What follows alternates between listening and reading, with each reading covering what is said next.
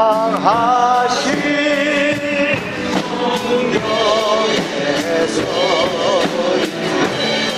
내가 노력할수록 내가할수록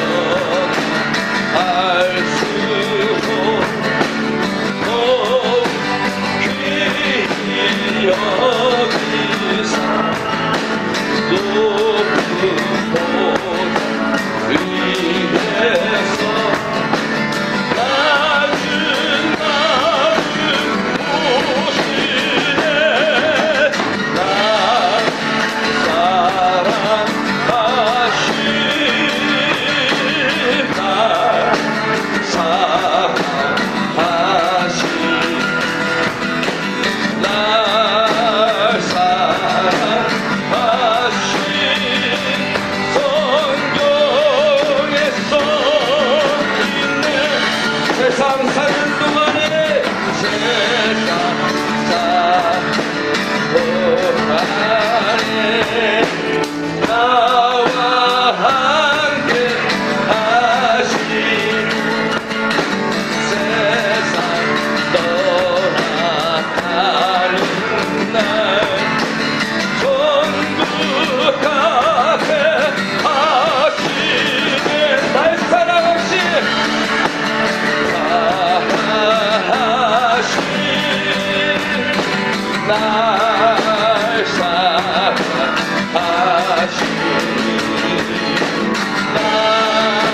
사랑하신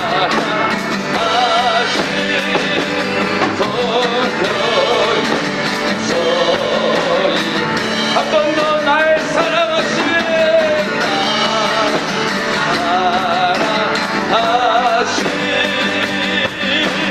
날 사랑하신 날 사랑하신 성경서인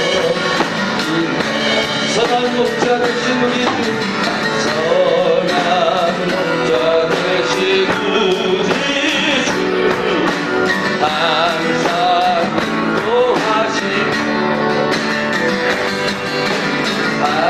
좁은 산 좋은 곳에서 우리 먹여주소서 선한 목자 구세주여 항상 인도하소서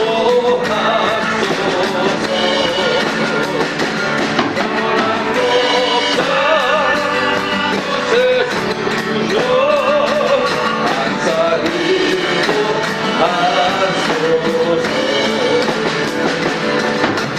양의 부르시는 주여 우리 영원하시고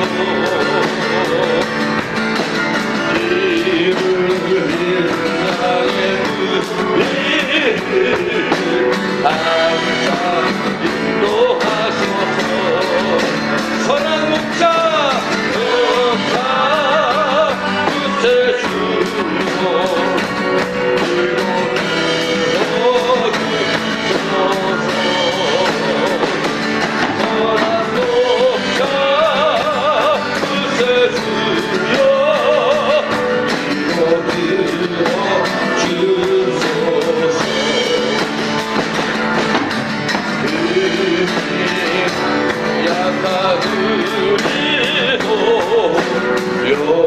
용납하여 주시고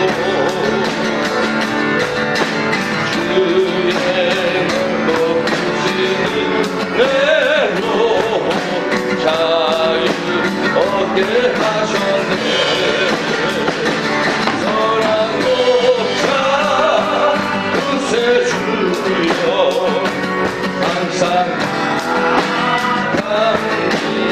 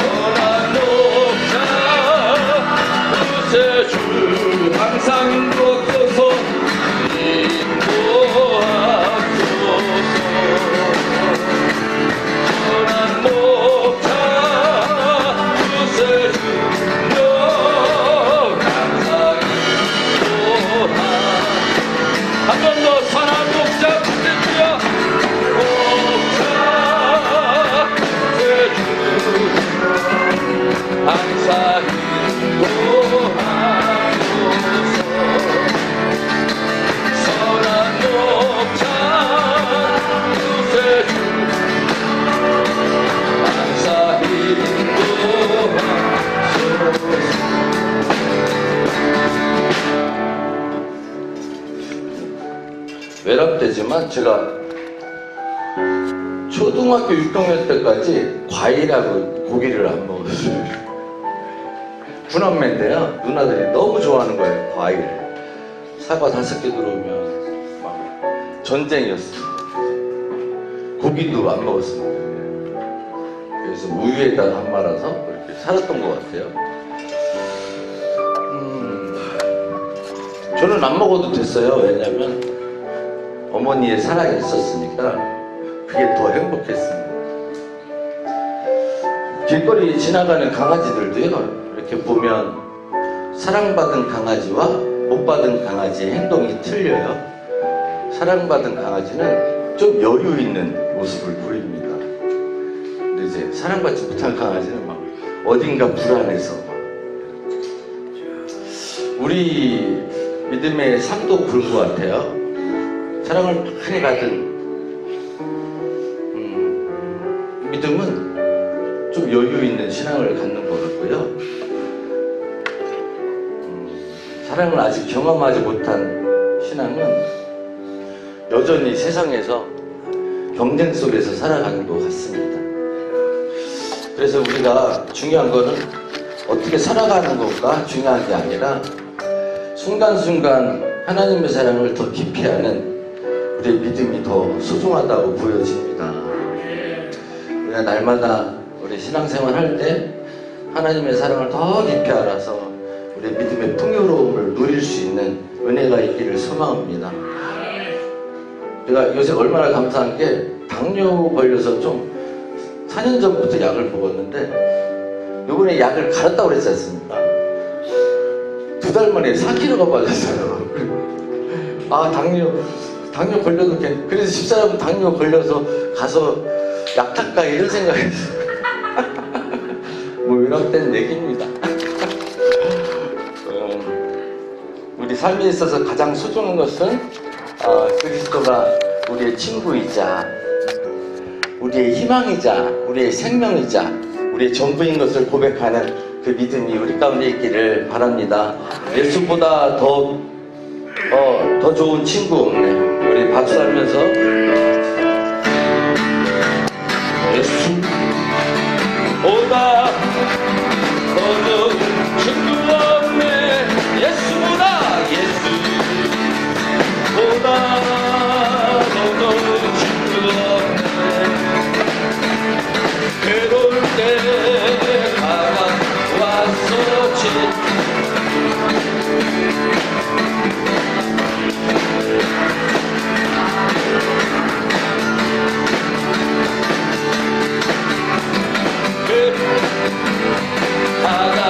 다가왔었지. 사랑만 나의 참 친구.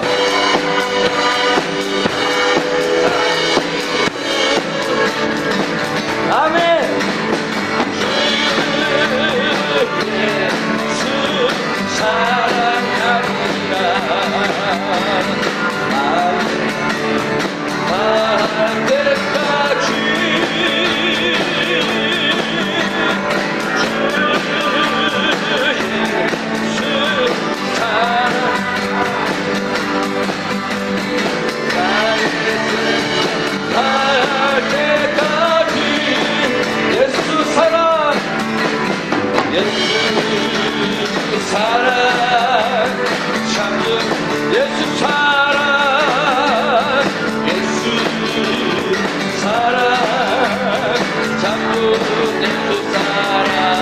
예수 사랑하리라.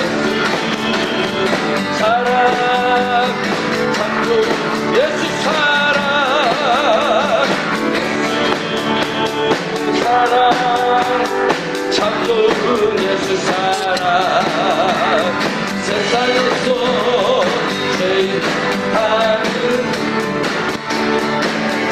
아멘. 예수만 사랑하네. 세상에서 제일 하는 영예를 불러요. 예수님만 따라가겠네. 우리 아멘 형제만 주 예수.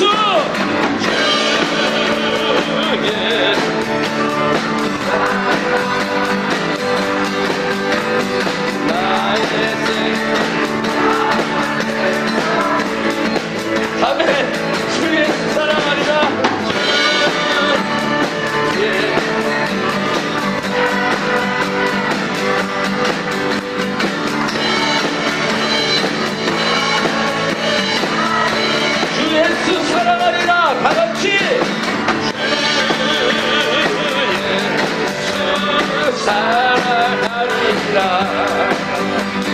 나의 생명 할렐루야 주 예수 주 예수 사랑하리라 나의 생명 나까지 아멘. 오소서 진리의 성령이 이 땅을 마소서 거짓말하며 죄악에 부러진 우리 가슴 좋게 하소서 오소서 오소서 그대의 성령이 하늘 가르고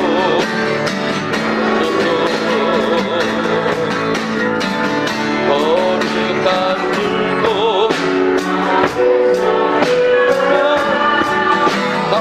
타오르소서 자기해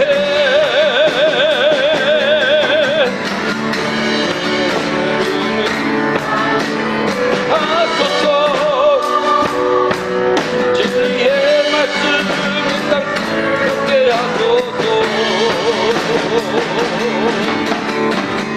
내의 강물 흐르게 하소서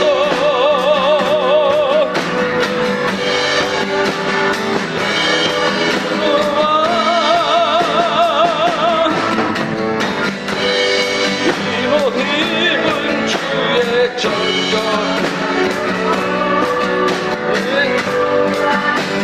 이제 일어나 열방을 치유하는 나는 영광의 새날을 주소서 궁의 불길 타오르게 하소서 궁의 불길 타오르게 하소서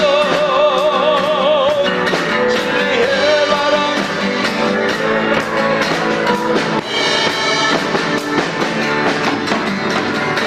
내의 강물 흐르게 하소서 성령의 바람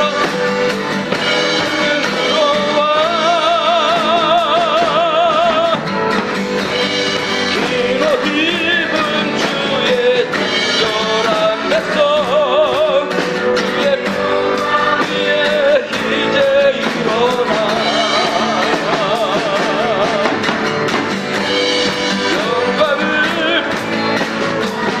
행진하는 영광의 그 날을 주소서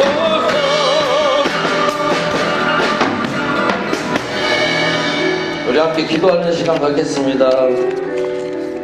우리가 어떻게 사냐는 건 굉장히 중요합니다. 그런데 그보다 더 중요한 것은 우리가 하나님의 사랑을 언제 경험하고 어떻게 경험하고 매 순간순간 하나님께서 역사하심을 우리가 어떻게 경험하는가가 더 중요하다고 보여집니다. 우리 하나님 아버지, 우리가 주님과 동행하게 하시고 그리스도의 사랑을 더 깊이 알게 하시고 그 사랑을 더 힘입어 살아가게 하시고 세상 가운데 승리하게 하시고 하나님 날마다 동행하는 우리의 삶이 될 수 있도록 주님 역사하여 주옵소서. 우리 교회에 출입하는 자들마다 하나님의 은혜와 사랑의 풍성함을 경험하는 교회가 될 수 있도록 인도하여 주옵소서. 함께 기도하는 시간 갖겠습니다. 하나님 아버지 감사합니다. 우리 가운데 은혜 주시고 우리를 선택하여 주시고 우리가 해결할 수 있는 책임에도 불구하고 십자가의 사랑으로 우리를 자녀 삼아 주셨사오니 하나님 우리들의 그 믿음 굳게 붙잡고 살아가게 하시고 날마다 그리하여 승리하게 하여 주옵소서.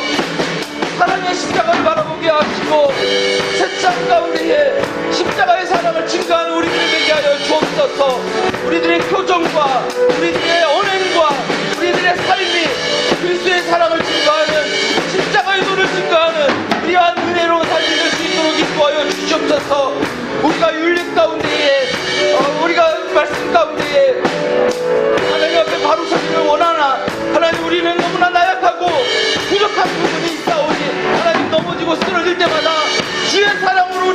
하여 주시옵시고 성령의 충만함을 힘있게 하여 주시옵시고 우리를 바로 세워 주시옵소서. 하나님 가운데 나아가게 하여 주시옵소서. 주를 찬양하며 주를 부르짖으시옵소서.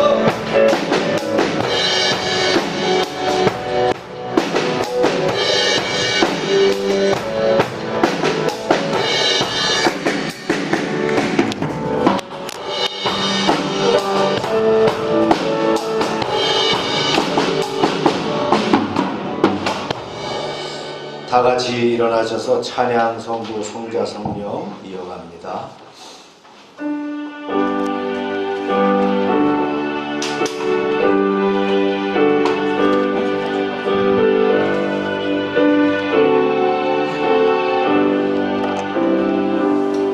찬양 성부 성자 성령 성삼위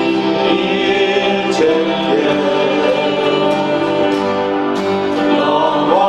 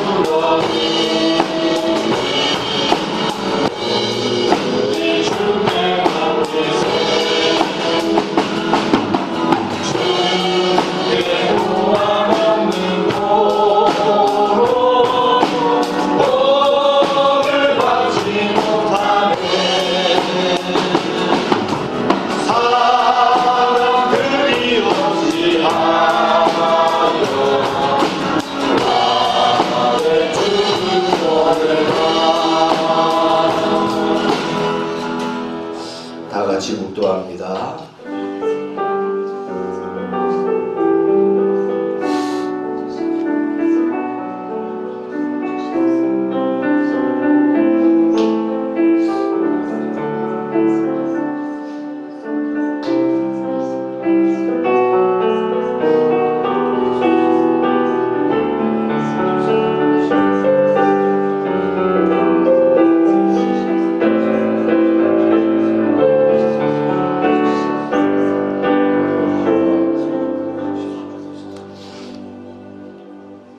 오직 여호와는 그 성전에 계시니 온 땅은 그 앞에서 잠잠할지어다 하시니라. 하나님은 영이시니 예배하는 자가 영과 진리로 예배할지니라. 아멘.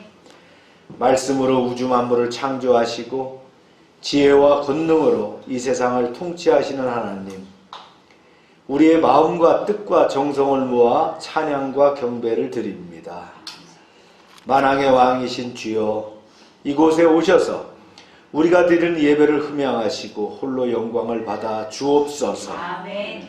오늘도 은혜를 사모하는 모든 성도들에게 진리의 말씀을 들려주시고 상하고 찢긴 마음에는 하늘의 평안과 위로를 더하여 주시옵소서. 아멘. 그리하여 예배하는 저희들은 성전뜰에 심긴 나무처럼 풍성한 열매를 맺게 하여 주시옵소서. 아멘. 예수님의 이름으로 기원하옵나이다. 아멘.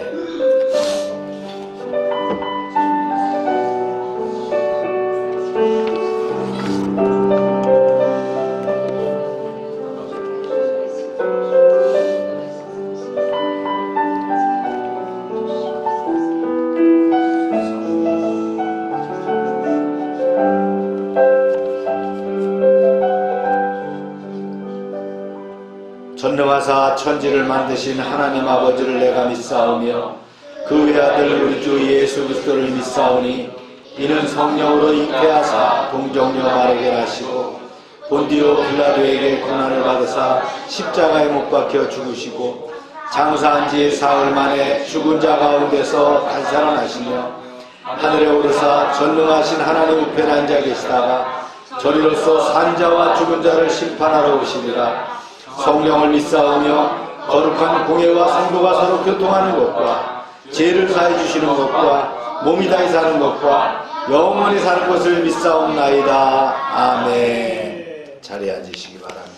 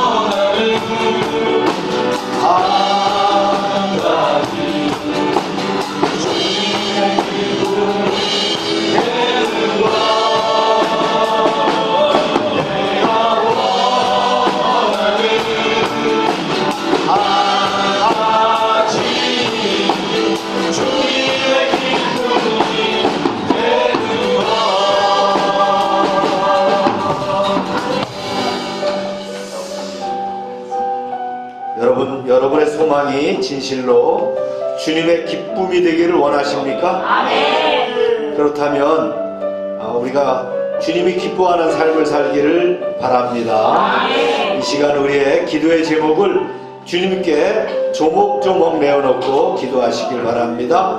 주여 한번 부르짖고 기도합니다. 주여!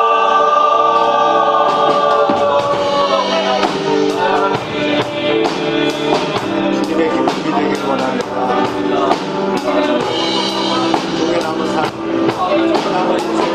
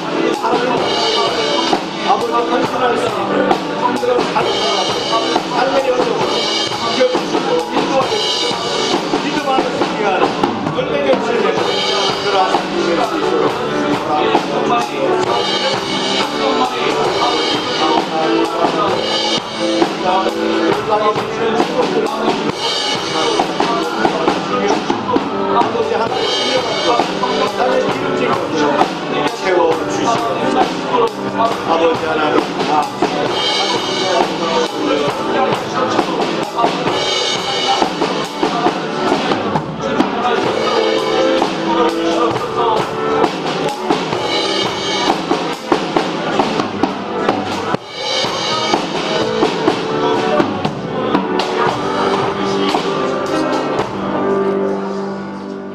사랑의 주님, 주일 예배를 드리게 하심을 감사합니다.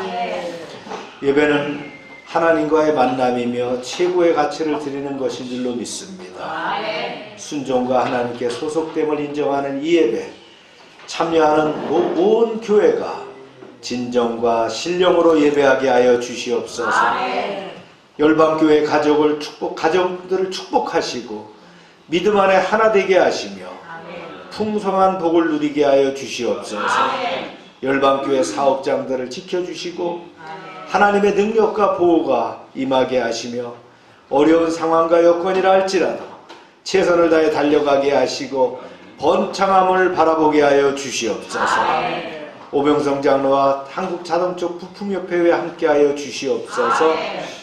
박동진 형제님의 민들레 진열장과 애견 사업장들을 축복하시고 팀 타이거 체육관위에도 함께하여 주시옵소서. 홍성호 집사의 동양 페타운과 포카 갤러리 등 관련 사업장들을 축복하시고 인도하여 주시옵소서. 새로이 구상하는 사업에도 함께 하시길 바랍니다. 하미숙 권사의 육할도 온정우 건축 중인 펜션에도 함께하여 주시옵소서. 주간돈 집사와 하늘상조를 축복하여 주시옵소서.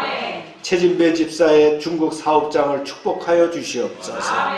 김영성도와 정림지역아동센터를 지켜주시고 이창래 목사와 다운 임용봉사회에 함께하여 주시옵소서.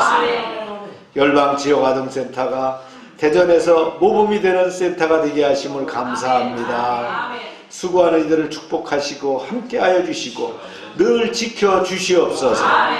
참비 선교와 선교사님들과 선교지 여러 교회들 그들의 생업을 지켜주시고 그리고 열방의 지체들이 속한 직장과 사업장들이 복을 받게 하여 주시옵소서. 우리가 기도하는 제목들마다 함께하여 주시고 가정마다 간구하는 것들이 이루어지게 하시며 우리의 삶과 사역에 성령의 기름 부음이 넘치게 하여 주시옵소서. 우리의 자녀들이 잘 자라게 하시고 학업에도 정진하게 하시고 바른 신앙 안에서 성장하게 하여 주시옵소서. 우리의 믿음이 말씀과 기도로 성숙해지며 우리의 일상 가운데 매일매일 그리스도의 향기를 전하며 복음을 증거의 기회가 되게 하여 주시옵소서. 예수님의 이름으로 기도하옵나이다. 아멘.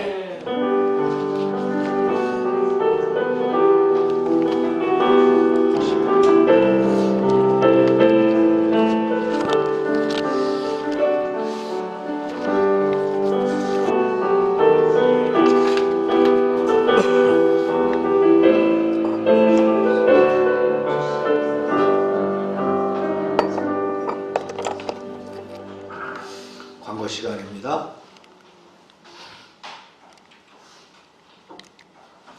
그걸 저쪽으로 옮겨주세요. 프롬프트를. 그렇죠. 네, 됐어요. 네, 매일 전도하는 거 우리가 생활하시고 습관하시길 바랍니다. 큐티와 성경통도 끊임없이 또 이어가시고요. 오늘부터 수양회가 나트랑에서 우리 지방회가 있어요. 그런데 저희 교회는 참석하지 못합니다. 네.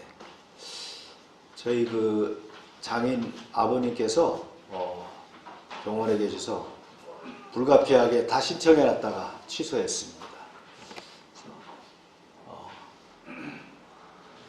그런 상황이기 때문에 기도해 주시고요. 네. 아동센터 프로그램들 진행하도록 하겠습니다. 참빛선교회 다음 주일 4월 선교주일입니다. 광천에 그 선교사 숙소를 리모델링 한다고 최기동 선교사님 연락이 왔더라고요.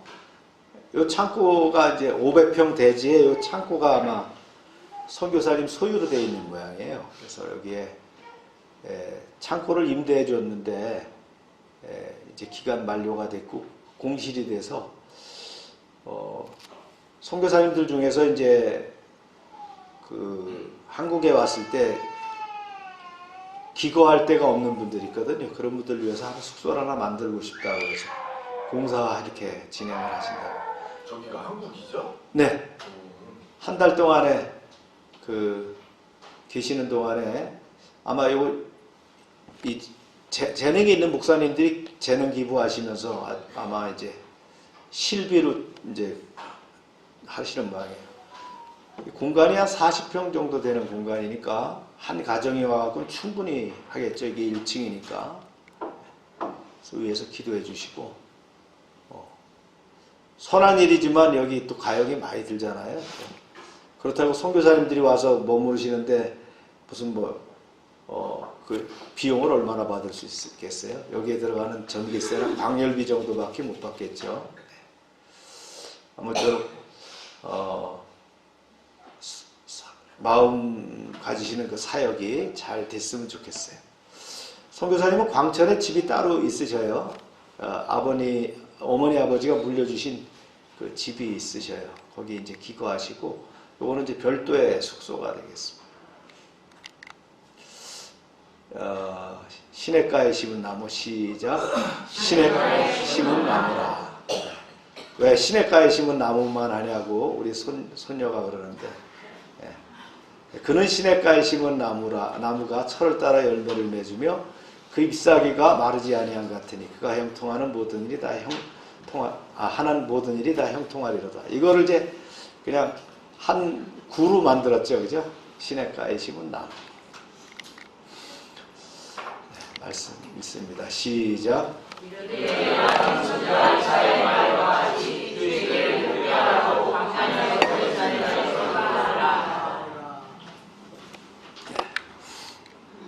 계속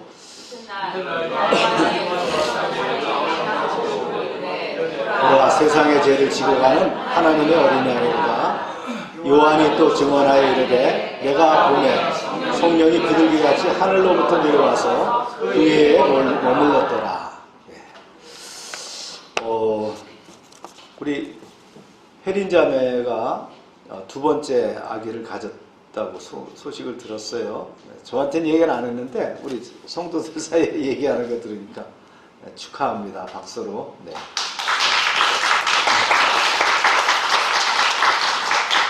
지금 육아휴가 중인데 이제 연결해서 아이를 이렇게 빨리 낳고 싶어 하는 것 같아요. 축복해 주시고, 요즘 아이들 결혼도 안 하려고 그러고 아이도 안 가질라 해서 문제죠. 애국자입니다. 그렇죠? 하나님이 기뻐하시는 일인 줄로 믿습니다. 저도 27살에 장가 가서 이제 우리 아들이 80년생이니까 이렇게 있고, 우리 슬기 집사가 84년생. 그리고 치훈이가 이제 아이들 유학 가고 하는 바람에 일찍 났어요. 그래서 치훈이가 2004년생입니다.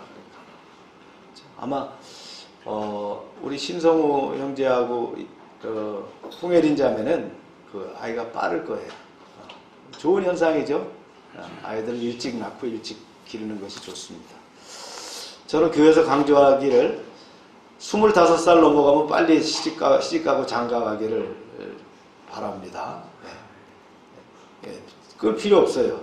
그냥 좋은 사람 있으면, 하나님이 정해준 사람 있으면 빨리 결혼해서 후세를 두는 것이 나중에도 유리하고 좋습니다. 그 다음에 어제 우리 열방교회 카톡에 이종규 목사님이 글을 올려놨어요. 그게 아마 우리 교회를 이제 사임하겠다라는 그런 표현인데, 이종규 목사님 방식입니다, 그게. 그래서 이제 나중에 별도로 인사를 하겠지만, 이종규 목사님이 만 19년을 우리하고 함께 했습니다. 그래서 저하고, 저희 이쪽에 이사 왔을 때에 모든 성도가 없었어요. 이쪽에 이사 왔을 때, 이쪽 교회가. 종규 형제 혼자 있었죠. 그래서 이제 같이 예배 합류해서 이렇게 예배를 드렸는데, 같이 열방 지역 아동센터도 만들고 또 열방 공동체도 창립했고, 그다음 사역을 계속 이렇게 잘 해왔습니다. 그래서 이제 본인이 생각과 뜻이 있을 거라고 믿고요. 우리가 축복하면서 또 그의 또 장도를 기원해 주길 바랍니다. 저한테는 참 신실한 사역자였고, 뭐 많지는 않지만 우리가 공동체 예산이라든가 운영도 전부 다 맡겨서 운영했었는데 한 번에 착오가 없었던 사람입니다. 금전적으로도 참 착오가 없었던 그런 사람이었어요. 아주 철저하게 정직하고 또 아주 뭐 그대로죠. 자기를 어떻게 오히려 표현이 덜할 정도로 그런 사람이었는데, 그러니까 귀한 하나님의 일꾼이었죠. 그래서 또 어디도 어떻게 또 생활하든지 또 쓰임 받을 거라고 믿습니다. 그를 위해서 축복해 주시고 또 기도해 주시길 바랍니다. 그러니까 우리 교회를 사임하게 한다고 해서 또 사역을 떠난 건 아니라고 봅니다. 저는 작년에 사실 말레이시아에 박병삼 선교사님 후임으로 보내고 싶었어요. 그래갖고 거기가 다 준비된 곳이기 때문에 보내고 싶었는데 또 본인의 뜻이 있더라고요. 본인의 뜻이 있어서 그랬는데, 하여튼 그래서 오늘 이제 종규전 수아가 하던 핸들링 하던 거를 우리 민규가 아침에 본인이 한번 해보겠다. 이렇게 민규가 이렇게 자원을 했어요. 이게 근데 쉽지 않잖아요. 근데 오늘 잘하죠? 그래서 그렇습니다. 앞으로 홍교가 이제 또 내년도 빠르면 내년도에 군대를 갈 거예요. 홍교 어디 갔어요? 홍교가 아마 내년도는 군대를 갈 거고, 그럼 민규가 드럼을 쳐야 되고, 그래서 민규가 동진이 형제님도 늘 강조했지만 이게 다 올라운드 플레이로 할 줄 알아야 돼요. 그래서 민규가 드럼을 쳐야 될 것이고, 또 이제 민규가 군대 가면 또 민교가 드럼을 쳐야 될 것이고, 또 그 다음에 누군가가 또 이제 맡아야 되고, 이렇게 맞는 거죠. 그래서 아마 1년간 시간이 있다라고 보면 민규가 좀 부지런히 좀 준비를 해서 그런 것들을 좀 준비가 됐으면 좋겠어요. 민교가 오늘 자원했다는 게 너무나 감사해요. 오늘 아침에 제가 6시에 눈이 벌쩍 떴어요. 이걸 어떻게 핸들링을 해야 되지? 그랬는데 성경 공부 시간에 제일 먼저 와가지고 제가 한번 해보겠습니다. 자원한 자가 복이 있습니다. 네. 본인이 또 이제 PPT도 할 줄 알고 그런다 그러니까 감사하죠. 네. 자, 말씀을 위해서 기도합시다. 하나님, 감사합니다. 오늘도 말씀을 주셔서 또 은혜 가운데 말씀을 증거하게 하시되, 종은 부족하지만 하나님이 성령의 능력으로 충만케 하셔서 종이 전하는 것이 이해가 될 뿐만 아니라 영적으로 해석이 되고 또 능력이 되게 하여 주시옵소서.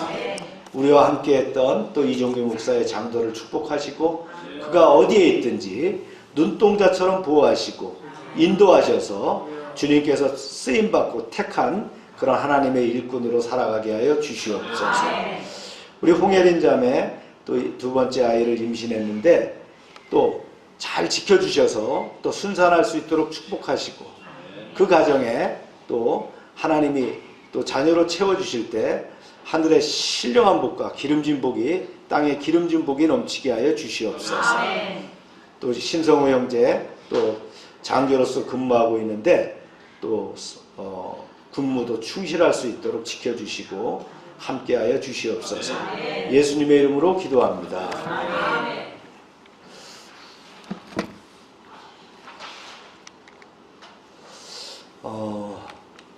우리가 이제 요한복음 들어와서 1절부터 18절까지를 3타임, 3번에 걸쳐서 3주간에 걸쳐서 설교를 했는데요. 단락으로 따지면 2단락이에요. 그래서 여기 내용들이 뭐였냐면 예수님의 신성과 예수님의 선제성, 이거에 대해서 얘기를 했고요. 또 추가적으로 또 뭘 얘기를 했냐면 예수님이 성육신 하셨다는 거예요. 그러니까 세 개로 얘기하면 그렇죠. 신성과 선제성과 뭐예요? 성육신. 이 세 가지를 우리가 3주간에 걸쳐서 이렇게 말씀을 나눴습니다. 이제 앞에 있는 부분은 조금 좀 신학적인, 조직 신학적인 그런 부분이라서 어렵고 딱딱할 수 있고, 오늘부터는 좀 이야기죠. 이제 어차피 내러티브라 그러죠. 예수님의 이야기를 하기 때문에 좀 쉽습니다. 그러나 여기에 또 중요한 메시지가 이렇게 담겨 있다는 거예요. 특별히 이제 오늘은 침례 요한이 예수님에 대해서 증언하는 내용들입니다. 세 가지로 증언을 하게 되죠. 하나가 뭐냐면 어린 양이라는 거예요. 세상의 죄를 지고 가는 어린 양이다, 이렇게 고백을 합니다. 그 다음에 또 한 고백은 뭐냐면 성령으로 침례를 주시는 분이다. 그리고 한 가지가 또 뭐냐면 하나님의 아들이다. 아주 귀한 고백을 침례 요한으로부터 하게 되는 내용을 우리가 이렇게 보게 됩니다. 사내들인에서 난리가 났어요. 사내들인은 어디예요? 유대인의 공동체 중에서 종교의 최고 공회입니다. 사내들인. 거기서 난리가 났어요. 어떻게 난리가 났어요? 뭐라고? 그러면서요. 침례 요한이란 자가 광야에서 사람들에게 회개를 선포하면서 하나님의 선지자를 자처한단 말이냐? 이 자가 누군지 한번 알아봐야 되겠다. 진짜 하나님이 약속한 메시아인지 또 하나님이 보낸 엘리야인지 한번 확인하자, 이렇게 해서 사람을 파송하게 됐다는 거예요. 사내들이는 공회라고도 얘기를 합니다. 그런데 여기는 어떤 기능이 있냐면요, 종교 감찰관이에요. 그러니까 유대교의 종교 감찰관 역할을 하는 거예요. 즉 거짓 선지자로 의심되는 인물을 조사할 권한을 갖고 있다는 거예요. 그래서 그들은 신문을 통해서 유대 광야에서 회개를 외치면서 침례를 베푸는 요한을 말라기 선지자가 얘기했던 엘리야가 아니냐, 또 모세가 얘기했던 그 사람 메시아가 아니냐를 확인하고자 했다는 거예요. 그래서 아주 공적으로 파견된 그런 상황이 시작된 거예요. 와서 유대 광야에 와갖고 이제 따지듯이 묻습니다. 누구에게요? 침례 요한에게. 시작. 유대인들이 예루살렘에서 제사장들과 레위인들을 요한에게 보내요. 내가 누구냐를 물을 때에 요한의 증언이 이러하니라. 물었죠? 당신이 도대체 누구요? 당신이 바로 구약의 선지자들이 예언한 그 메시아요? 그리스도냐고 물은 거예요. 진짜 그렇소? 이렇게 물었어요. 여기서 어떤 말이 나와요? 유대인들이 이렇게 나오죠. 요한복음의 저자가 이제 즐겨 쓰는 말이 유대인들이거든요. 유대인들이라는 말이 성경에 많이 나와요. 마태복음에 5번, 마가복음에 7번, 누가복음에 5번. 요한복음에는요, 유대인들이라는 말이 70번이나 나와요. 바울 서신에도 보면 유대인들이라고 쓸 때는 어떤 의미로 쓰냐면 복음을 대적하는, 예수님의 사역을 대적하는 사람들이라고 할 때 유대인들이라고 해요. 그러니까 유대인들이라는 말이 성경에서 쓰일 때는 좋은 말이다, 안 좋은 말이다. 별로 좋은 말은 아니었다는 거예요. 사실 유대인이라고 하는 말은 유다 지파를 가리키는 단어입니다. 그래서 이제 솔로몬 이후에 남북 분열 왕국 시대에 남유다에 속했던 유다와 베냐민 지파 사람들을 유대인이라고 했어요. 나머지 10지파를 뭐라 그랬어요? 네, 이스라엘이라고 했어요. 그때. 네. 성경을 보면 그렇게 되어 있습니다. 이스라엘이라고 하는 10지파, 그 다음에 유대인이라고 하는 2지파를 얘기했단 말이에요. 그런데 포로기 이후에는 어떻게 얘기를 하냐면 이스라엘 전체를 유대인이라고 얘기를 합니다. 포로기 이후에는. 즉 바벨론 포로에서 돌아오고 난 다음에는 성경에는 유대인이라고 하는 것은 이스라엘 전체를 얘기합니다. 신약에서 유대인이라고 하는 건 누구냐면 제사장, 바리새인, 서기관, 장로들을 포함한 사내들인을 가리키는 것을 유대인이라고 했어요. 통상 일반 서민들보다는 오히려 권력층에 속한, 종교적인 권력층에 속하는 사람들을 유대인이라고 불렀다 하는 거예요. 영어로 얘기하면 유대인이 뭐예요? 주라고 하죠. J-E-W, 주라고 하죠. 유대인을 제일 싫어하는 민족이 어디예요? 근대에 와서. 팔레스타인은 맞는 얘기고요. 이제 그건 역사적으로 당연한 거고요. 게르만족이죠. 독일. 그 중에서 히틀러가 말이죠. 나치즘에 의해서 싫어했기 때문에 그 당시에 무려 유대인들을 얼마나 죽였어요? 600만 명을 죽였대요. 그 당시가 유대인이 전체적으로 1700만이었는데 1100만으로 줄였대요. 그러니까 참 히틀러가 대단한 인물이죠. 유대인들을 그렇게 수라에 줄여 나갔단 말이죠. 그걸 종족을 말살하는 그런 일을 했어요. 제노시스라고 하죠. 그 아주 종족을 말살하는 그런 일을 벌였어요. 유대인들이 세계적으로 전체 인구는 제가 파악을 못하는데 미국의 유대인들이 2% 이하랍니다. 근데 이제 유대인들이 대부분 경제를 장악하고 있고 정치나 경제에 아주 핵심적인 인물로 이렇게 자리 잡고 있다. 그래서 미국에서 정치하려고 그러면 유대인을 따르지 않으면 안 되는 그런 경향이 있다는 거예요. 특별히 이제 차기 대통령으로 지금 출마하려고 나오는 그 공화당의 트럼프 같은 경우 굉장히 유대인들을 이렇게 지지하는 그런 쪽에 서죠. 그래서 모르겠어요. 11월 달에 선거가 어떻게 진행될지 모르지만 그러한 상황이다. 그래서 우리가 유대인들 하면 그런 의미를 여러분들이 알고 접근하는 것이 좋겠다라고 설명을 드립니다. 질문과 답변이 계속됩니다. 시작. 요한이 드러내어 말하고 숨기지 아니하니 드러내어 하는 말이 나는 그리스도가 아니라 한데 또 묻되 그러면 누구냐? 내가 엘리야냐 이르되 나는 아니라 또 묻되 내가 그 선지자냐? 대답하되 아니라. 이 같은 질문을 받고 침례 요한은 그들에게 조금도 숨김없이 솔직하고 분명하게 증언합니다. 아니요, 나는 그리스도가 아니요. 그러면 당신이 누구요? 엘리야 선지자요? 그랬더니 뭐라 그랬어요? 아니요, 나는 엘리야도 아니요. 이렇게 얘기했다. 사내들인에서 파견된 교권주의자들의 질문은 그들의 관심을 나타내요. 후라고 누구라고 묻는 게 아니라 왓이라고 물었어요. 즉 인격보다는 직분이 뭐냐라는 걸 물었죠. 네. 그래서 이제 여기서 굉장히 중요한 그 메시지가 뭐냐면 말라기 4장 5절에 보면 엘리야가 먼저 오리라고 했어요. 그래서 엘리야냐 당신이 물었단 말이에요. 그런데 아니라고 답변하는 거예요. 왜냐하면 자구적으로 물은 엘리야가 아니잖아요, 자기는. 그러니까 뭐 아니라고 하는 게 맞지요. 그런데 나중에 성경에 보면요, 예수님께서 그래요. 엘리야가 왔는데 너희가 몰라봤어. 그 엘리야가 누구예요? 바로 침례 요한을 얘기하는 거죠. 그리고 또 이들이 궁금했던 것이 뭐냐면 왜 엘리야라고 했냐면 요단강가에서 침례 요한이 뭘 입었어요? 낙타 털을 가지고 옷을 만들어 입고 거기다가 허리를 띠를 두르고 그 다음에 뭘 먹었어요? 석청을 먹었단 말이에요. 마치 엘리야와 같았잖아요. 그래서 엘리야냐 물었던 거예요. 근데 아니라 그랬어요. 그럼 그 선지자냐 물었어요. 내가 그 선지자냐. 그 선지자는 누구를 얘기하냐면 신명기 18장 15절에 보면 모세가 예언한 게 있어요. 나와 같은 선지자를 보낼 것이다.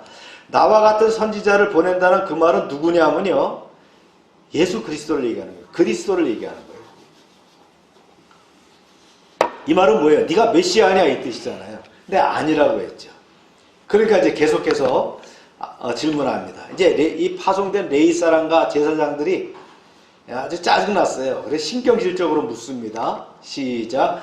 또 말하되 누구냐? 우리를 보낸 이들에게 대답하게 하라. 너는 내게 대하여 무엇이라 하느냐? 이르되 나는 선지자 이사야의 말과 같이 주의 길을 곧게 하라고 광야에서 외치는 자의 소리로다 하니라. 그들은 바리새인이 보낸 자라. 그럼 도대체 당신이 누구냐? 어떤 자요?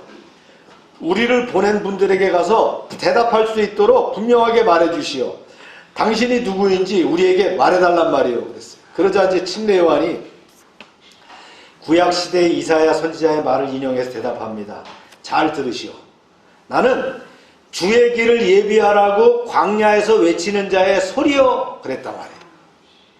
700년 전에 이사야 선지자가 장차 오실 메시아 그리스도에 대해서 이렇게 예언했어요.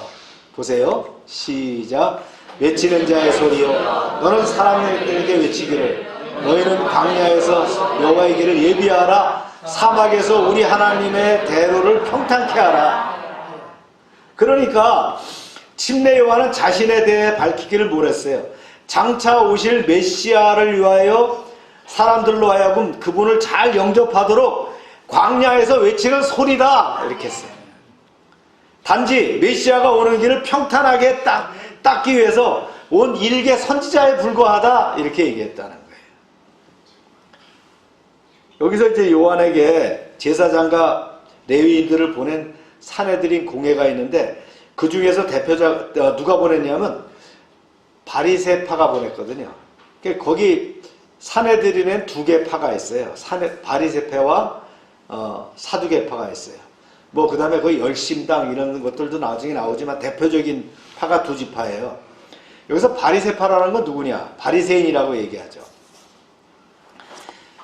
그 헬라와의 전쟁, 그리스와의 전쟁 가운데서 그 독립전쟁이 일어나게 돼요. 유대가. 그때에 이제 유대 사람들이 외세와 이렇게 야합하는 사람들이 있는데 이거를 거부하는 운동이 일어나게 됩니다. 그러니까 독립운동가들이죠. 그들이 분리주의자, 분리라는 뜻을 가진 바리새파예요.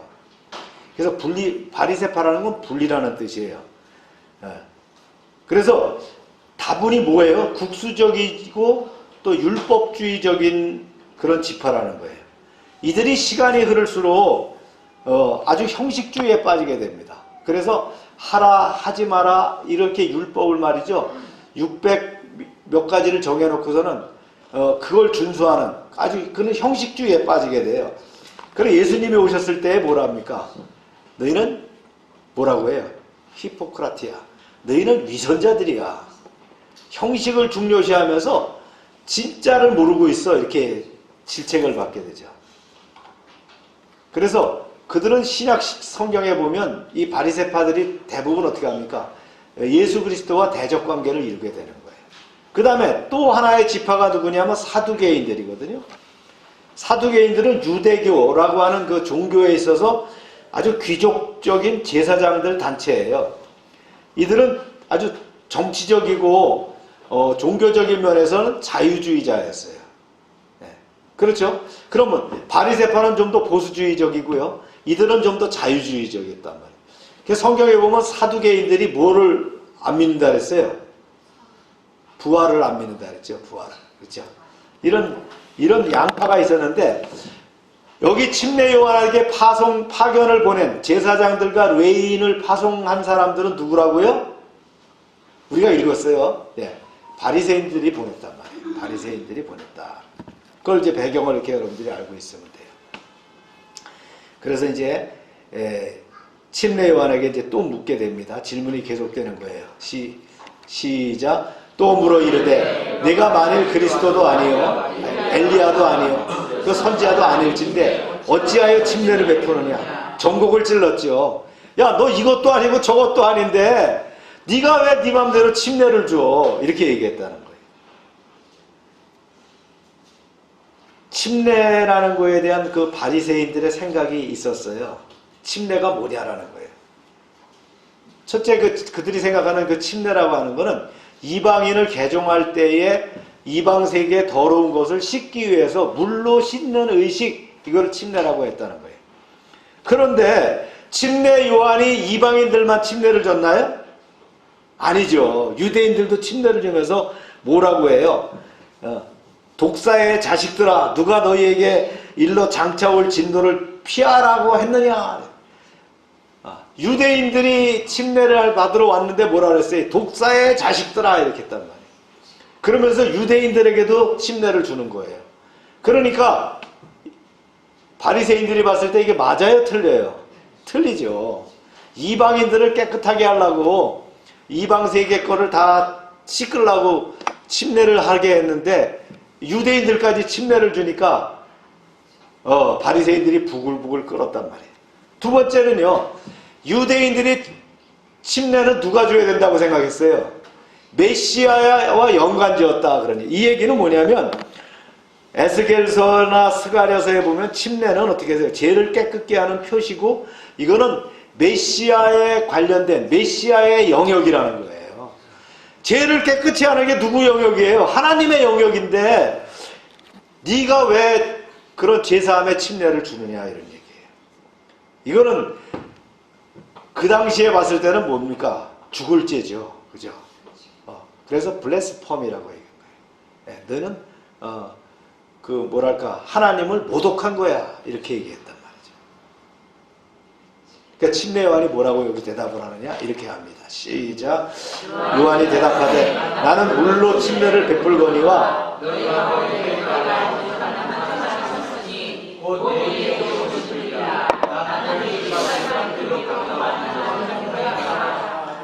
나는 당신들에게 단지 물로써 침례를 베풀 뿐이요.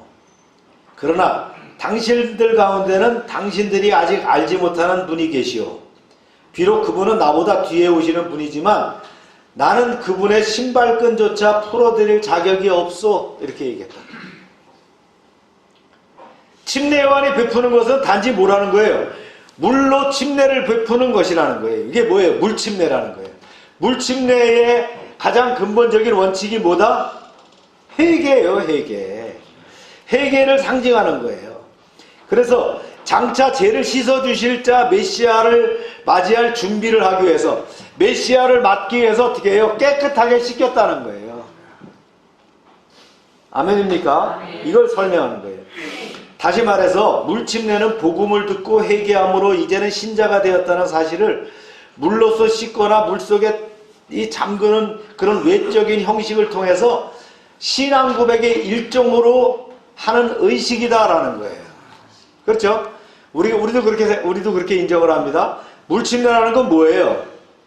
침례를 받음으로 죄를 싹 사한 거 아닙니다. 그죠? 침례를 받은 건 뭐예요? 회개의 침례란 말이에요. 예. 그래서 저는 예수 믿고 구원받은 자입니다. 이제부터는 진짜 깨끗한 삶을 살겠습니다. 라는 신앙 고백의 일환으로 물에 잠기는 거예요.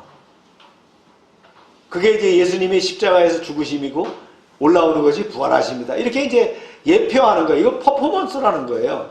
그 퍼포먼스를 했다고 죄가 사해지는 것은 아니단 말이에요. 무슨 말인지 아시겠죠? 예. 그래서 일종의 신앙 고백이다 그런 얘기예요. 그래서 이제 미국 교회 같은 경우 또 우리나라 교회도 그런 이제 제단을 만든 교회가 있는데 통상 예배당 안에다가 침례탕을 만들어 놓고 예배의 일환으로 침례를 하게 되는 거예요. 아멘입니까? 예. 허정일 관장님 미국에 살아보니까 그렇죠? 예. 그 침례탕이 미국에 이렇게 이게 강단에 있어요. 그래갖고 그걸 의식으로 진행하도록 한단 말이에요. 그 하나의 공동체가 바라보는 가운데 저는 예수 믿고 구원받았습니다. 이렇게 표하는 거예요. 그런데 뭐라 했어요? 침례 요한이 신발끈조차 풀어드릴 자격이 없다. 이런 분이 조만간 오실 것이라 그랬어요. 도대체 그분이 누구냐는 거예요. 바리새인들은 침례 요한이 하는 말을 제대로 알아듣지 못했어요. 어리둥절하고 아주 혼란스러웠겠죠? 그런 반응에 아랑곳 없이 침례 요한은 뭐라 했어요? 외치는 자로 광야에서 많은 무리들에게 회개의 메시지를 힘차게 선포를 했다는 거예요. 물침례는요, 예수님에 의해서 베풀어질 새 생명을 보장하는 뭐예요? 불과 성령에 의한 침례를 예표하는 것이다. 네. 한마디로 말이죠. 깨끗하게 씻겨놓고 예수님이 오셨을 때에 성령으로 침례를 받는 거예요. 아멘입니까? 네. 그런 의미로 침례 요한이 얘기했다는 거예요. 길을 그래서 예비하는 자다 그랬어요. 그러면서 그랬죠. 너희 가운데 너희가 알지 못하는 한 사람이 섰으니 그랬어요. 유대인들이 영적으로 무식한 것을 말이죠. 아주 지혜롭게 꼬집은 거예요. 이미 예수님이 이 땅에 오셨고 나에게 침례도 받으셨어. 근데 너희가 그분을 알지 못했단 말이야. 이 얘기를 하고 있는 거예요. 왜? 엉뚱한 종교적인 열심 때문에 내가 말이지 엘리야인지 또 메시아인지를 보려고 엉뚱하게 이렇게 판단하고 있지만 이미 그분은 와 있어 라고 하는 얘기를 이렇게 얘기한 거예요. 그러면서 여기에 이제 성경에 장소가 명시되죠. 여기가 어디라는 것이. 예. 시작. 이 일은 요한이 침례를 베풀던 곳 요단강 건너편 베다니에서 일어납니다. 베다니가 두 번째 나옵니다. 두 군데가 나와요. 베다니는 배를 놓는 집이란 뜻이에요. 예. 배를 놔두는 집이란 뜻이에요. 그래서 예루살렘 동남쪽 3km 지점에 마을이 베다니가 있는데 거기 누가 살았어요? 나사로가 살았죠. 나사로네 동네가 베다니고요. 또 한 곳이 어디냐? 요단강가에 베다니가 있어요. 여러분들이 성지에 가게 되면 성지 순례를 해보게 되면 예수님이 침례를 받았던 곳, 이 침례 요한이 침례를 했던 곳을 보게 돼요. 그게 바로 베다니다. 성경에 보니까 이튿날이라고 나오죠. 즉 그러니까 유대 종교 지도자들이 침례 요한에게서 나와서 정체성에 대해서 시비를 걸었던 그 다음 날이라는 거예요. 그 다음 날 이때가 이 서기로 얘기하면 서기 27년 어느 봄날이었단 말이죠. 이때에 어떤 상황이 생겼냐? 예수님이 짠 하고 등장하신 거예요. 예수님이 대략 나이가 30살 정도 되셨을 때 고향인 나사렛을 떠나서 침례 요한이 활동하는 유대 광야로 오셔서 침례를 받으시게 되시죠. 말씀 볼까요? 시작. 이튿날 요한이 예수께서 자기에게 나오심을 보고 이르되 보라 세상의 죄를 지고 가는 하나님의 어린 양이로다. 아니 저분은 이렇게 놀랐어요. 그날도 요단강 근처의 유대 광야에 한창 사람들에게 회개의 메시지를 선포하고 침례를 주고 있던 요한에게 자신에게 천천히 걸어오시는 한 분이 있는데 거기에 뭔가 광채, 은혜의 광채가 보이더라는 거예요. 그래서 소리치게 됐죠. 보라, 저분이 바로 세상 죄를 지고 가는 하나님의 어린 양이로다. 이렇게 선포하게 돼요. 왜 어린 양이래요? 어린 양은 무죄한 거죠. 순결하고요. 또 그리고 성전에서 제사를 지낼 때 내 죄를 대신하기 위해서 어린 양을 대속하잖아요. 그래서 그 얘기를 하는 거예요. 즉 침례 요한이 어떻게 이거를 알았는지는 모르지만 아마 이미 성령께서 감동을 주셔서 그런 고백을 하게 했을 거라고 봐요. 그죠? 예수님을 뭐예요? 단 한 번의 영원한 속죄를 위해서 우리를 위해서 준비하신 희생제물, 화목제물로 봤다는 거예요. 이게 아무나 이렇게 보이는 건 아니겠죠. 그러면서 얘기합니다. 시작. 내가 전에 말하기를 내 뒤에 오는 사람이 있는데 나보다 앞선 것은 그가 나보다 먼저 계심이라 한 것이 이 사람을 가리킵니다. 이분이야말로 내가 지금껏 얘기했던 바로 그분이요. 나는 전에 여러분에게 얘기하기를 조만간 내 뒤에 어떤 분이 오실 터인데 그분은 나보다 훨씬 앞서고 뛰어나신 분이요. 그 까닭은 그분이야말로 내가 있기 훨씬 전부터 계셨던 분이기 때문이요. 라고 했어요. 그러면서 뭐라고 했어요? 내가 이렇게 증언했던 분이 바로 이분을 두고 한 말입니다. 이렇게 고백했다는 거예요. 모인 사람들이 웅성거리면서 그 사람을 일제히 바라봤다. 그랬더니 어떻게 해요? 사람이 범접할 수 없는 그런 아우라가 말이죠. 쫙 비춰지는 그분이 있었다는 거예요. 사람들이 무슨 너그를 잃고 예수님을 바라보고 있는 가운데 침례 요한의 증언이 계속되게 됩니다. 보세요. 시작. 나도 그를 알지 못하였으나 내가 와서 물로 침례를 베푸는 것은 그를 이스라엘에서 나타내려 함이라 하니라. 사실 나 자신도 지금까지 이분을 알지 못했어. 하지만 내가 이분보다 먼저 와서 여러분에게 물로 침례를 베푸는 이유는 바로 이분을 이스라엘 백성에게 잘 알리기 위해서입니다. 라고 얘기했다. 침례 요한은 예수님보다 6개월 먼저 태어났어요. 뭐 사촌관계라고 얘기하지만 정확히 촌수는 모르겠어요. 그런데 여기서 보면 그 대략 알 수 있을 거 아니에요. 그래서 내가 잘 알지 못했다라는 건 뭐예요? 그분이 메시아인지는 몰랐다는 거예요. 그죠?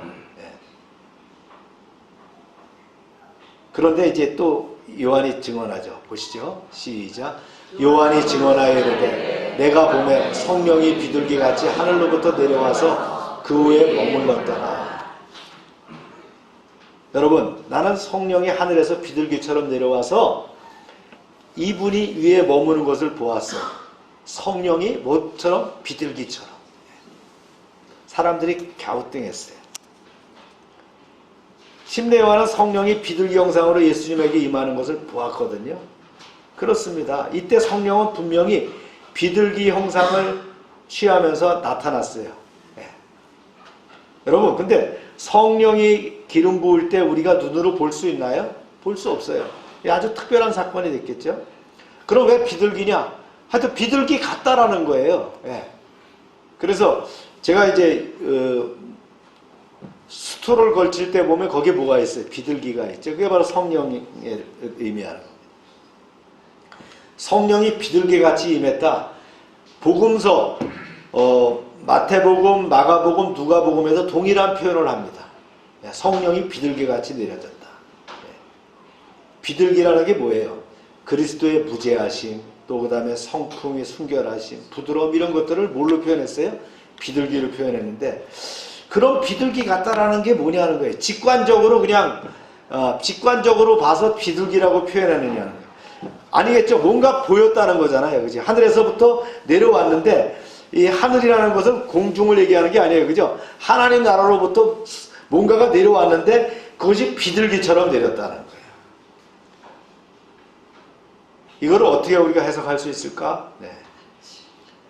성령이 예수 위에 머물렀다라고 하는 이 표현은 성경을 통해서 보면 예수님의 관유, 어노인팅, 기름 부음을 의미하는 것이다. 기름 부음이다. 그렇습니다. 구약에서는 제사장이나 왕이나 선지자를 임명할 때 어떻게 했어요? 직접 올리브유를 머리에다가 부어서 기름 부었어요. 근데 예수님은 그렇게 기름 부음을 받으신 것이 아니고 어떻게 받았다고요? 하늘로부터 하늘이 열리면서 성령이 기름 붓는데 비둘기처럼 내려서 그분 위에 머물렀다는 거예요. 아멘입니까? 우리도 예수님이 이렇게 받으셨던 이 기름 부음과 같은 기름 부음이 있다는 걸 믿으십니까? 네. 이런 기름 부음을 의표하신 거예요. 예표하신 거예요. 이런 기름 부음을 받게 될 것이다. 이 사건은 뭐냐면 침례 요한을 통해서 성령이 비둘기같이 하늘로부터 내려와서 그 위에 머무르는 그런 사건을 통한 이 어노인팅, 이 기름 부음은 뭘 의미하느냐? 예수님이 드디어 이제 공생애를 시작하는 거예요. 메시아로서의 공적 사역을 시작했다라고 하는 그런 시작을 의미하는 것이다. 할렐루야. 그러면서 얘기합니다. 시작. 나도 그를 알지 못하였으나 나를 보내어 물로 침례를 베풀라고 하신 그이가 나에게 말씀하시되 성령이 내려서 누구에게 위에든지 머무는 것을 보거든 그가 곧 성령으로 침례를 베푸는 이인 줄을 알라 하셨기에 내가 보고 그가 하나님의 아들이심을 증언하였노라 하니라. 여긴 뭐가 포함되어 있어요? 요한이 예수님을 딱 보자마자 짠 저분은 어린 양이로다 성령으로 침례를 베푸신 분이야 이렇게 자기가 아는 게 아니고요. 누가 알려줬다는 거예요? 하나님께서 이미 알려주셨다는 거예요. 성령을 통해서 요한에게 이미 알려주셨다는 거예요. 그래서 기다리고 있었죠. 그랬더니 어느 날 한 분이 나타났는데 아우라가 딱 느껴지는데 아 저분이구나. 그래서 자기도 모르게 탁 하고 나온 소리가 뭐예요? 하나님의 어린 양이로다. 그렇게 이게 나오게 된 거예요. 그랬는데 그분에게 침례를 받겠다고 해서 침례를 줄 때 뭐였어요? 하늘부터 비둘기가 말이죠. 성령이 비둘기같이 내리면서 기름 부음의 역사가 있었다는 거예요. 그래서 이분이 바로 하나님의 아들이구나 라고 알게 되었다는 거예요. 아멘입니까? 성령 침례, 물 침례 말고 그 성령 침례는 또 뭐냐? 우리는 압니다. 이제 다시 한번 얘기하는 거예요. 다 아는 얘기인데 그 당시 사람들은 성령 침례라는 말을 듣고 이게 무슨 말이지? 라고 아리송했다는 거예요. 이해 가시죠? 우리는 알아요. 우리는 신약 시대를 사는 사람이고 우리가 성령 침례를 받은 사람이니까 아는데 이 사람들은 이게 무슨 말이냐 이랬단 말이에요. 물침례까지는 이해해. 근데 물침례도 말이죠. 유대인을 끌어다가 이 물침례하는 건 이해가 안 돼. 이것도 메시아가 하는 그 회개인 때 말이지. 이런 건 이해가 안 되지만 하여튼 그것까지는 뭐 퍼포먼스는 알겠는데 성령 침례는 뭐냔 말이죠. 여기 이게 이제 그 조사를 나왔던 조사관 같은 이 사람들이 깜짝 놀랐고 많은 유대인들이 놀란 사건이었다는 거예요. 물침례는 뭐예요? 물로 침례를 베푸는 거예요. 그래서 복음을 듣고 회개함으로 이제 신자가 되었다는 사실을 물로 씻거나 물속에 잠그면서 신앙 고백을 하는 일종의 종교의식 퍼포먼스라는 거예요. 이해 가시죠? 분명하게. 그런데 성령 침례는 뭐냐는 거예요. 성령 침례는 물 침례는 누가 줘요? 사역자가 줘요. 그죠? 사역자가 시행을 합니다. 그럼 성령 침례는 누가 해요? 예? 예. 성령의 기름 부음은 성령이 하시는 거예요. 이건 하나님이 하시는 거란 말이에요. 아멘입니까? 우리가 이거에 대해서 명확하게 알아요. 성령의 침례는 누가 하느냐? 성령이 하시는 거예요. 그럼 성령 침례는 물이 있느냐? 없어요. 뭘로요? 성령님으로 샤워를 하는 거예요. 성령이 내 안에 인서트 되면서 어떻게 돼요? 성령으로 샤워되는 거예요. 성령에 잠기는 것, 이게 성령 침례라는 거예요. 물에 잠기는 건 물침례, 성령에 잠기는 건 성령 침례라는 거예요. 그랬더니 어떻게 됐어요? 내 안에 성령이 회개의 역사를 일으킬 뿐만 아니라 나를 새롭게 영적으로 조성하는 성령으로 말이죠. 나를 새롭게 콘스트럭션하는 게 이게 나를 만들어 가시는 거예요. 안에서. 그런 역사가 이루어지는 게 바로 성령 침례다라는 거예요. 아멘입니까? 그러므로 물침례가 아니라 성령 침례를 받아야 되겠죠. 그죠? 뭐 교단에 따라서는 이렇게 얘기하는 교단도 있어요. 우리가 물침례를 받으면 자연적으로 성령 침례가 이루어지는 거야. 예수님 봐. 물침례하러 오셨더니 성령이 성령이 비둘기처럼 내렸잖아. 이렇게 이해할 수도 있지만 실질적으로 우리가 신앙생활 하는데 물침례를 받았는데 언젠가 보니까 성령의 침례를 받았다라는 걸 알 때가 있죠. 그런 또 다른 사건으로 드러날 수도 있다라는 거예요. 동시에 올 수도 있지만 또 다른 사건으로 나타날 수도 있더라는 거예요. 할렐루야. 네. 굉장히 중요한 얘기를 이렇게 하고 있는 거예요. 성령 침례라는 걸 얘기했어요. 자, 오늘 침례 요한이 아주 중요한 메시지들을 우리에게 전했어요. 어떻게 전했어요? 하나가 뭐예요? 세상의 죄를 지고 가는 하나님의 어린 양이다. 이미 성령이 알려주셨기 때문에 누군가가 오시는데 내가 아마 느낄 거야. 근데 그 침례 요한 자체가 하나님의 종으로 깨끗한 사람으로 성령을 받은 사람이다 보니까 예수님을 딱 직관으로 알아봤겠죠. 아, 저분이구나 라고 알았다는 거예요. 그래서 자기도 모르게 외마디처럼 탁 나온 말이 뭐예요? 세상의 죄를 지고 가는 하나님의 어린 양이다 라고 나온 거예요. 할렐루야. 네. 그 다음에 두 번째 얘기한 게 뭐예요? 성령으로 침례를 베푸는 이가 온다. 성령이 알려주셨잖아요. 네. 자기는 신발끈조차 맬 수 없는 사람인데 내 뒤에 오시는 분이 있다. 나는 길을 예비하는 사람이고 광야에서 외치는 소리일 뿐이다. 그래서 그분이 사역을 말이지 할 수 있는 길을 닦는 사람이다. 이렇게 얘기했다는 거예요. 그리고 한 가지 더가 뭐예요? 하나님의 아들이라는 얘기를 34절에 얘기합니다. 네. 뭐라고 했어요? 내가 보고 그가 하나님의 아들이심을 증언하노라. 자, 보세요. 요한복음에서 얘기한 게 뭐예요?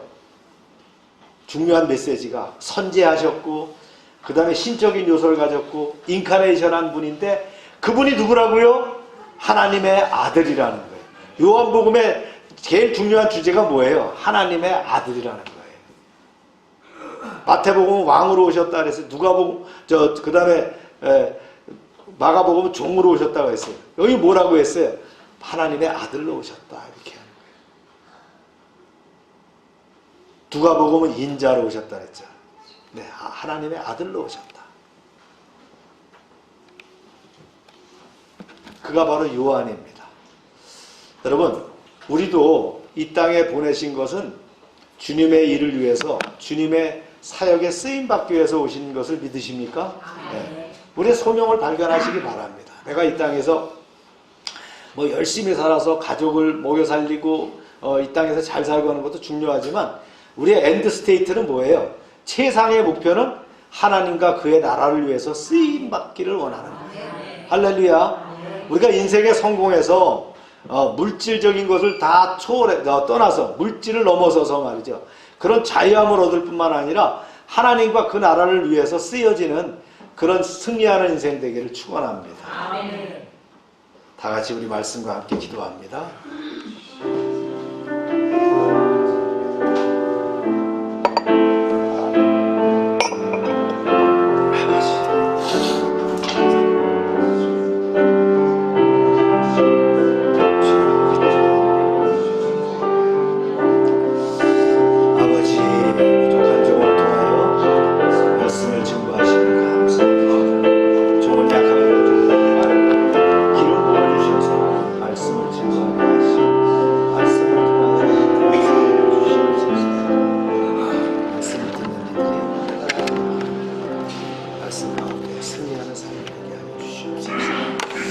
참 좋으신 하나님, 4월 셋째 주일을 맞아서 말씀을 나누게 하심을 감사합니다. 하나님이 보내신 침례 요한을 알지 못하는 사내들이 그는 바로 외치는 자의 소리였으며 광야에서 여호와의 길을 예비하는 자이며 하나님의 대로를 평탄케 하는 자였습니다. 침례 요한을 통하여 요단강가에서 예수님을 만나게 하시고 그가 외쳐 하나님의 어린 양이며 성령으로 침례를 주시느니 하나님의 아들이라고 고백하게 하심을 감사합니다. 우리도 하나님을 증거하며 고백하는 그러한 인생을 살게 하여 주시옵소서.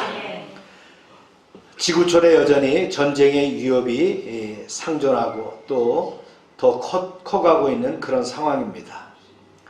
이스라엘이 가자를 넘어서 이제 이란과의 확전을 앞두고 있는데 하나님 지켜주셔서 이 땅에 평화가 유지되게 하시고 또 사람의 뜻과 구분과 판단이 아니라 하나님의 뜻을 구별하며 사는 인생들 되게 하여 주시옵소서. 저희는 주님에 의해서 시냇가에 심은 나무입니다. 철을 따라 열매를 맺고 잎사귀가 마르지 않으며 모든 일에 형통한 믿음을 지켜가게 하여 주시옵소서. 예수님의 이름으로 기도합니다. 아멘. 다 같이 일어나셔서 288장 찬송합니다.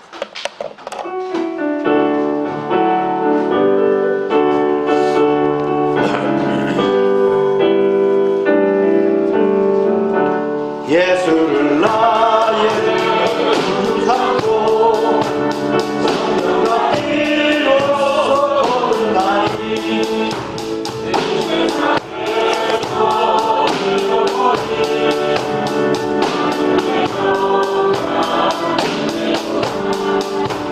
이것이 나의 감정이요 이것이 나의 찬송일세 나 사는 동안 끊임없이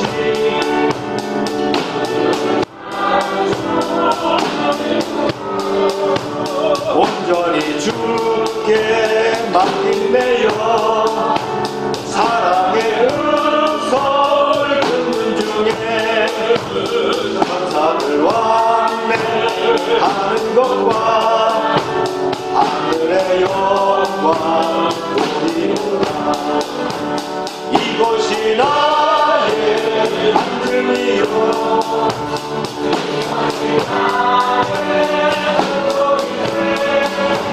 나 사는 동안 끊임없이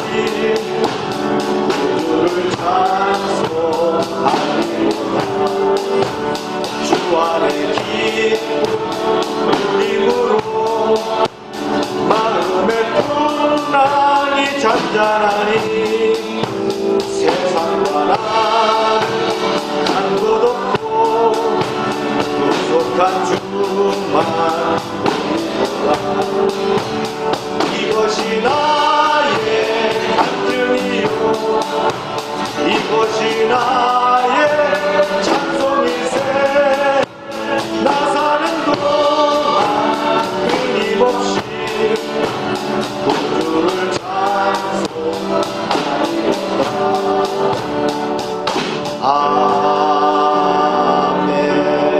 아멘. 우리 아픈 데 손을 대고 기도합니다. 하나님 이 시간 치료를 위해서 기도합니다. 우리의 연약한 것, 또 우리가 병든 것, 우리의 약한 것을 주님께 맡깁니다. 주님의 손에 의탁하오니 능력의 손으로 붙잡아 주시옵소서. 예수 이름으로 명령한다. 모든 질병은 다 떠나갈지어다. 병의 근원은 마르고 깨끗함을 입을지어다.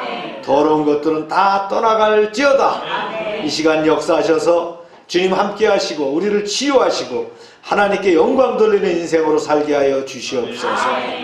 날마다 넘치게 하시는 하나님의 은혜에 감사드리며 저희들에게 주신 것을 구별하여 하나님께 드립니다. 약속의 말씀대로 10의 1조를 드릴 때 저들의 가정과 사업장이 차고 넘치게 채워 주시옵소서.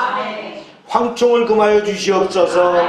저들의 기업이 아름답게 하여 주시옵소서. 주님의 보호가 눈동자처럼 나타나게 하여 주시옵소서. 시와 양식으로 구별해서 감사헌금, 약정헌금, 선교헌금, 이제 주정헌금 드립니다. 100배로 응답되게 하여 주시옵소서. 하나님의 말씀을 삼가 듣고 그 모든 명령을 지켜 행하는 백성들을 축복하사 세계 모든 민족 위에 뛰어나게 하여 주시옵소서. 하나님의 말씀을 순종하면 모든 복이 우리에게 그대로 미칠 줄로 믿습니다. 성읍에서도 복을 받게 하시고 들에서도 복을 받게 하시며 몸의 소생과 토지의 소산과 짐승의 새끼와 우양의 새끼가 복을 받으며 광주리와 떡반죽 그릇이 복을 받으며 들어와도 복을 받고 나가도 복을 받을 것이며 대적이 일어나 우리를 치료할지라도 한 길로 왔지만 7길로 도망가는 역사가 있게 하여 주시옵소서. 하나님께서 우리를 위하여 하늘의 아름다운 보고를 열어사 우리의 땅에 때를 따라 비가 내리게 하시고 우리의 손으로 하는 모든 일에 복을 주셔서 많은 민족에게 꾸어줄지라도 꾸지 않게 하시며 머리가 되고 꼬리가 되지 않게 하시고 위에만 있게 하시고 아래에 있지 않게 하여 주시옵소서.